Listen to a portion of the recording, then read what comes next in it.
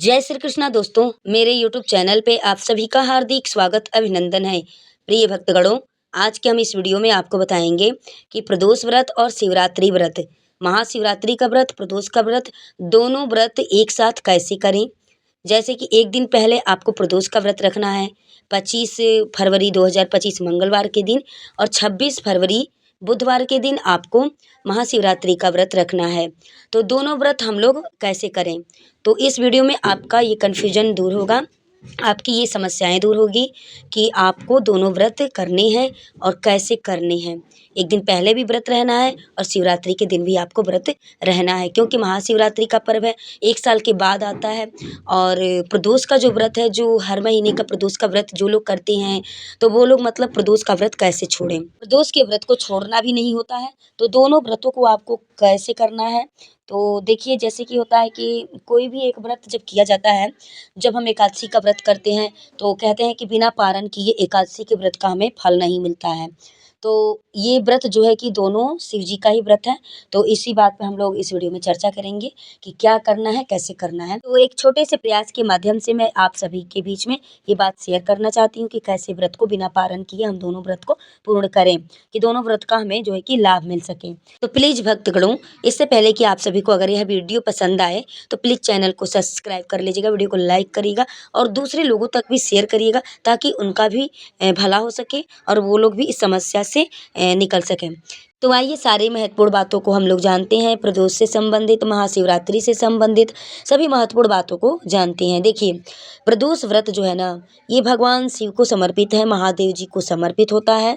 और महादेव जी की प्रसन्नता के लिए, भगवान महादेव जी की प्राप्ति के लिए, महादेव जी की अनुकंपा यानी अपार जो है कि आशीर्वाद प्राप्त करने के लिए ही प्रदोष का व्रत किया जाता है। किसी भी कार्य को पूर्ण करने के लिए भोले बाबा को, महादेव जी को, शंकर जी को यानी प्रसन्न करने के लिए हम प्रदोष के व्रत को रखते हैं। कुंवारी कन्याएं भी इस व्रत को रखती हैं, अपने सुयोग्य वर के, उत्तम वर की प्राप्ति के लिए प्रदोष का व्रत करती हैं। सुहागिन महिलाएं अखंड सौभाग्य प्राप्ति के लिए, घर में सुख शांति समृद्धि, धन वृद्धि और सुख के लिए, शांति के लिए प्रदोष के व्रत को महिलाएं जो है कि सुहागिन स्त्रियां रखती हैं। देखिए भक्तगणों, अब यहीं पे जो है कि आपकी समस्या दूर करने का मैं छोटा सा बता रही हूँ आपको तरकीब कि कैसे क्या करना है। तो इसको ज़रूर आप लोग ध्यान से सुनिएगा। देखिए, प्रदोष का व्रत जो होता है ना, शिव जी को समर्पित होता है। प्रदोष का व्रत जो है कि शिव जी को समर्पित है।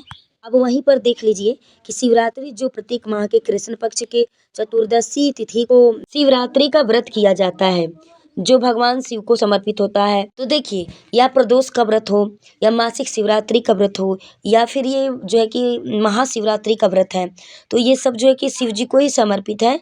ये नहीं कि मतलब प्रदोष व्रत जो है कि किसी अन्य देवता के लिए हमने व्रत किया, और मासिक शिवरात्रि हो या फिर महाशिवरात्रि हो, ये किसी और देवता का है। तो इस तरह से दो तरह के जो व्रत होते हैं, उसमें जो है कि पारण का भेद होता है, कि बिना पारण किए एक व्रत का हमें जो है कि उसका पूर्ण फल नहीं मिलता है। बिना पारण किए हम दूसरा व्रत नहीं उठा सकते हैं, दूसरे व्रत को हम यानी प्रारंभ नहीं कर सकते हैं। तो इसमें कोई कन्फ्यूजन की बात नहीं है, क्योंकि प्रदोष का जो व्रत है वो भी शिव जी को ही समर्पित है, और महाशिवरात्रि का व्रत है वो भी शिव जी को ही समर्पित है। या फिर आप हर एक महीने की शिवरात्रि व्रत रखते हैं तो शिव जी को ही समर्पित है। तो दोनों व्रत जो है कि महादेव जी के लिए ही करना है हमें, और इसमें कोई भी डाउट नहीं है, कोई भी मतभेद नहीं है, कोई भी समस्या नहीं है।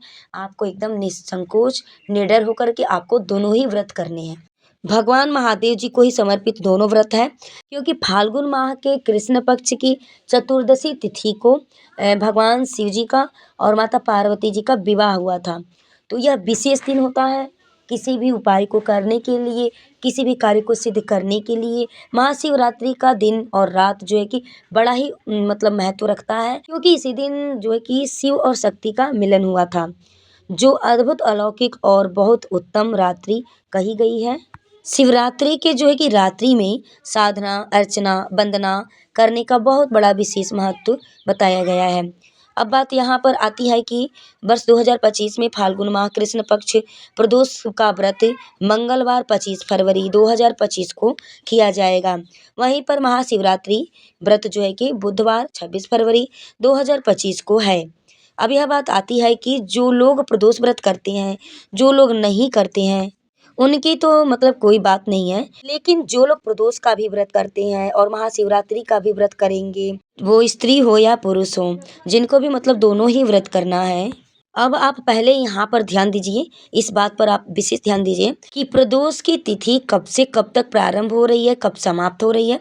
तो इस बात को आप लोग जान लीजिए कि कब से शुरू हो रही है, प्रारंभ हो रही है, कब समाप्त हो रही है। देखिए, फाल्गुन माह कृष्ण पक्ष चतुर्दशी तिथि प्रारंभ होगी 25 फरवरी 2025 मंगलवार को दोपहर 12:47 पर प्रारंभ होगी और समाप्त होने का समय रहेगा 26 फरवरी 2025 बुधवार को सुबह 11:08 पर। यह प्रदोष जो है मंगलवार के दिन है, इसलिए इसे भौम प्रदोष के नाम से हम लोग जानेंगे। भौम प्रदोष होता है जब मंगलवार के दिन प्रदोष पड़ता है, तो उसे भौम प्रदोष कहा जाता है। प्रदोष के व्रत में हमें प्रदोष काल में त्रयोदशी तिथि प्राप्त होनी चाहिए, वही व्रत हमें प्रदोष का रखना चाहिए, वही जो है कि उसी समय में हमें पूजा पाठ करना चाहिए। जिस समय प्रदोष के समय में हमें त्रयोदशी तिथि मिलती है, तो वही प्रदोष के व्रत को धारण सभी को करना चाहिए। आइए अब जानते हैं कि प्रदोष काल में शिव जी के पूजन का शुभ समय क्या रहेगा। 25 फरवरी 2025 प्रदोष काल का पूजन का शुभ समय शाम 5:33 से लेकर रात्रि में 7:48 तक प्रदोष काल का पूजन का शुभ समय होगा। इसी समय में सभी को चाहिए कि सभी लोग प्रदोष का पूजन कर लें। प्रदोष काल में ही भगवान शिव का पूजन करना उत्तम होता है। शुभ समय में ही प्रदोष का व्रत करना चाहिए, पूजन करना चाहिए, अर्चन करना चाहिए, शिव जी का वंदन करना चाहिए। अब यह जानिए कि फाल्गुन माह कृष्ण पक्ष चतुर्दशी तिथि कब से प्रारंभ हो रही है। ध्यान दीजिए, बुधवार 26 फरवरी 2025 को दिन में 11:08 से शुरू हो रही है, जो अगले दिन गुरुवार 27 फरवरी को दिन में सुबह 8:54 तक चतुर्दशी तिथि है। 8:54 पर यानी चतुर्दशी तिथि समाप्त हो जाएगी। और जिस दिन जो है कि चतुर्दशी तिथि रात्रि को मिलती है, प्राप्त होती है, रात्रि में चतुर्दशी तिथि रहती है, उसी दिन शिवरात्रि आती है, उसी दिन शिवरात्रि हम लोग मनाते हैं। इस बार तो महाशिवरात्रि पड़ रहा है। शिवरात्रि जो भगवान महादेव जी को ही समर्पित है, तो ये तो जो है कि महाशिवरात्रि है। और जो मासिक शिवरात्रि होती है वो भी महादेव जी को समर्पित है। इसमें 4 घड़ी रात्रि में 4 पहर की पूजा की जाती है महाशिवरात्रि में। तो जिससे 4 पहर की पूजा नहीं हो पाती, वो 2 पहर का भी पूजा कर सकते हैं, 3 पहर का भी पूजा कर सकते हैं। बहुत बड़ी महत्वता होती है पूजन करने का, विशेषता होती है। अब सबसे बड़ी बात यह है कि प्रदोष व्रत मंगलवार 2025 को है, महाशिवरात्रि बुधवार 26 फरवरी 2025 को है। दोनों व्रत एक साथ कैसे किया जाए, देखिए इसका छोटा सा समाधान है, बहुत बड़ी बात नहीं है, कोई बहुत बड़ी विशेषता नहीं है। जब कोई व्रत जैसे एकादशी प्रमुख होता है, एकादशी व्रत करने के बाद में पारण करना अनिवार्य होता है। बिना पारण के यह व्रत पूर्ण नहीं होता है, इसलिए पारण करना बहुत जरूरी होता है। लेकिन यह प्रदोष का व्रत है, शिव जी को समर्पित है, और महाशिवरात्रि भी शिव जी को ही समर्पित है। यानी दोनों ही व्रत जो है कि शिव जी को ही समर्पित है, दोनों व्रत महादेव जी को ही समर्पित है। इसमें कोई संदेह की बात नहीं है कि हम दोनों व्रत कैसे करें। हम प्रदोष व्रत कर रहे हैं, हमें पारण करना पड़ेगा, तब हम जो है कि महाशिवरात्रि का व्रत कर पाएंगे। दोनों व्रत एक जैसा है। देखिए, दोनों ही व्रत एक जैसा है और शिव जी को ही समर्पित है। दोनों व्रत एक ही भगवान के हैं, एक ही महात्मा है, इनमें कोई संदेह की बात नहीं है। आप लोग संदेह मत करिएगा। देखिए, आपसे रहा जाता है तो दोनों व्रत आप रहिए, क्योंकि महाशिवरात्रि का व्रत है, 1 साल के बाद यह व्रत हमें मिलता है करने के लिए, और प्रदोष का भी व्रत हम नहीं छोड़ेंगे। तो हमको दोनों ही व्रत करना है। थोड़ा करना क्या होगा कि चाय पानी दूध फलाहार की थोड़ी अपनी व्यवस्था मजबूती के साथ में यानी करना होगा, क्योंकि सबके शरीर की क्षमता लेवल एक जैसी नहीं होती है। फलाहार पे हम व्रत को कर सकते हैं, तो फल फ्रूट्स वगैरह आपको मंगा के रख लेना है। दोनों ही दिन फलाहार आपको करना है, दूध लेना है, क्योंकि शरीर में जब ताकत रहेगी, शक्ति रहेगी, क्षमता रहेगी, तभी जो है कि हम व्रत को पूर्ण कर पाएंगे। नहीं तो ऐसा नहीं कि हमने फलाहार नहीं किया और वैसे ही हम व्रत दोनों व्रत करने लगे, शरीर का हालत हमारे ख़राब हो जाए, शरीर डैमेज हो जाए, क्षमता हमारी, फिर हमें हॉस्पिटल जाना पड़े, दवा लेनी पड़े। तो इससे अच्छा है कि आप अपने फलाहार को थोड़ी मजबूती करके और व्यवस्था के साथ में दोनों व्रत आप कर लीजिए। क्योंकि प्रदोष का व्रत आप रख लेंगे तो उसके बाद से 26 तारीख को जो है कि शिवरात्रि का व्रत आपको करना है, महाशिवरात्रि का, तो दोनों व्रत आप कर सकते हैं।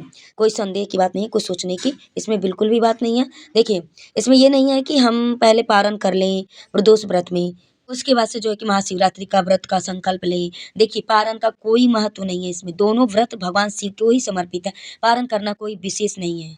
आपको यह बिल्कुल भी नहीं सोचना है कि प्रदोष व्रत करें या महाशिवरात्रि का व्रत करें, कौन-सा व्रत करें, कौन-सा व्रत हम छोड़ें।